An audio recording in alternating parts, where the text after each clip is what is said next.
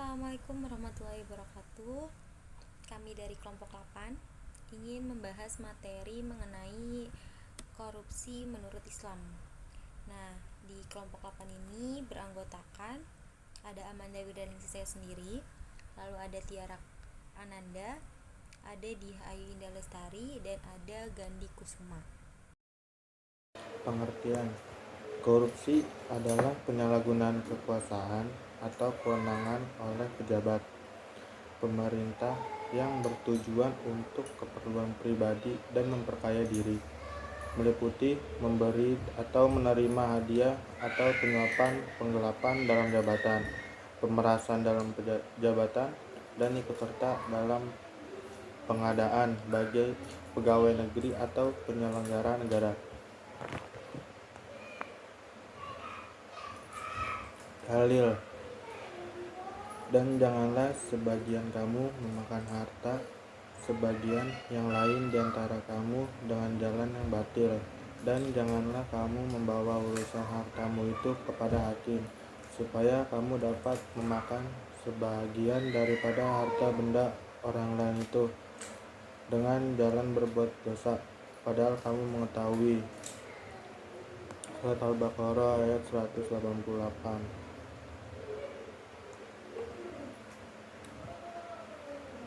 Hukuman terhadap koruptor. Penjatuhan hukuman takzir.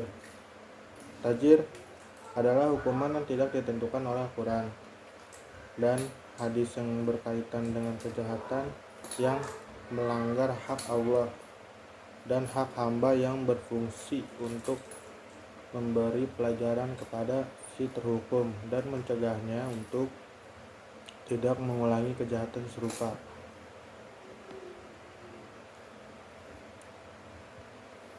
Cara pemberantasan korupsi menurut Islam: yang pertama, sistem penggajian yang layak. 2. Larangan menerima suap atau hadiah. Yang ketiga, perhitungan kekayaan. Yang keempat, teladan pemimpin. Yang kelima, hukuman setimpal. Yang keenam, kekayaan keluarga pejabat yang diperoleh melalui penyalahgunaan kekuasaan diputihkan oleh negara. Yang ketujuh atau terakhir, pengawasan masyarakat.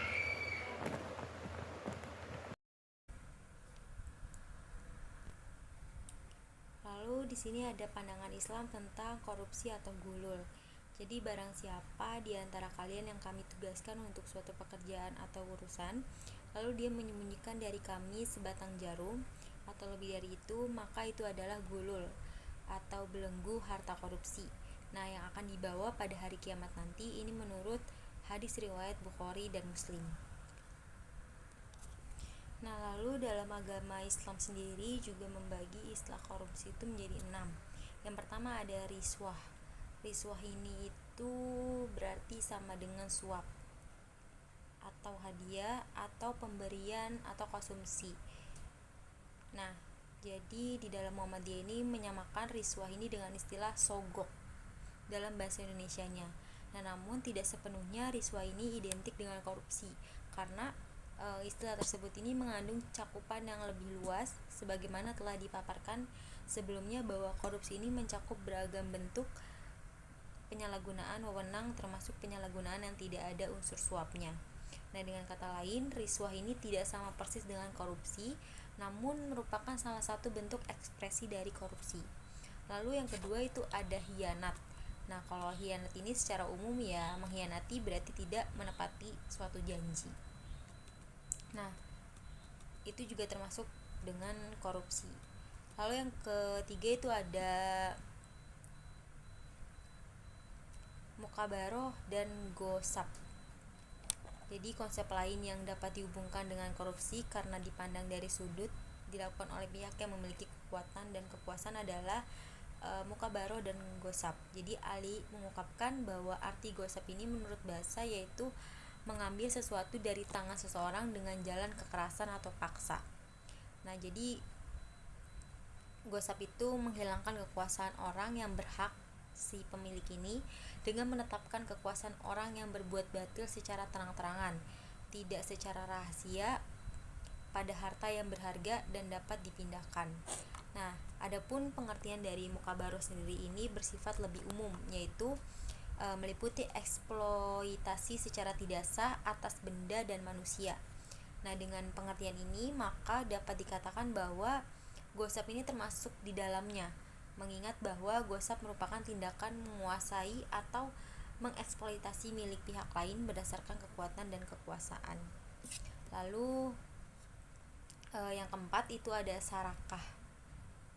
Nah, jadi sarakah ini itu artinya pencurian. Jadi konsep lain menurut Muhammadiyah yang biasanya langsung dihubungkan dengan korupsi karena populer sebagai konsep perpindahan hak atas harta secara melawan hukum adalah sarakah atau pencurian. Pencurian atau sarakah ini adalah tindakan mengambil harta pihak lain secara sembunyi-sembunyi tanpa ada pemberian amanat dari atasnya. Nah, dan pelaku atas kejahatan ini dijatuhkan hukuman potong tangan sebagaimana disebutkan dalam Quran Al-Maidah ayat 5 yang bunyinya, laki-laki yang mencuri dan perempuan yang mencuri, potonglah tangan keduanya sebagai pembalasan bagi apa yang mereka kerjakan dan sebagai siksaan dari Allah, dan Allah Maha Perkasa lagi Maha Bijaksana. Lalu yang kelima ini ada intikab.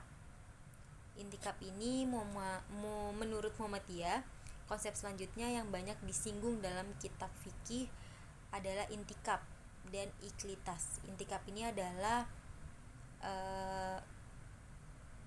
mencopet atau menguntil. Jadi dua konsep tersebut ini dapat dihubungkan dengan korupsi dilihat dari hakikatnya sebagai pemindahan hak secara melawan hukum.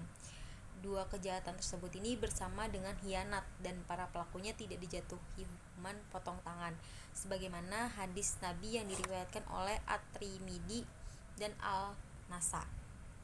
Sebagai berikut riwayatnya. Diriwayatkan oleh Ali ibn Kasrimin, diriwayatkan oleh X bin Yunus dan Ibn Jurai dari Abu Zubair dari Jabir dari Nabi SAW bersabda, tidaklah dihukum potong tangan secara pengkhianat, perampas dan pencuri secara diam-diam. Lalu yang keenam itu ada akhlul sud yang artinya makan hasil atau barang haram. Nah, mungkin itu saja penjelasan dari kelompok kami, kelompok 8. Kurang lebihnya mohon maaf jika ada kata-kata yang salah. Terima kasih.